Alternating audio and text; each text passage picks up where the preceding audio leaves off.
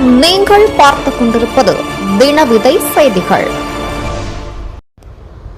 கிருஷ்ணகிரி மாவட்டம் பாப்பாரப்பட்டி பஞ்சாயத்து சாமண்டப்பட்டி கிராமத்தில் எழுந்தருளியுள்ள ஸ்ரீ மகாகணபதி அருள்மிகு ஸ்ரீ மாரியம்மன் ஆலயம் அமைந்துள்ளது. அதில் அஷ்டபந்தன மகா கும்பாபிஷேக விழா மிகவும் சிறப்பாக நடைபெற்றது. இதில் அனைத்து அன்பர்களும் ஒரு பொதுமக்களும் திரளாக கலந்து கொண்டு விழாவினை சிறப்பித்துக் கொண்டாடினர்.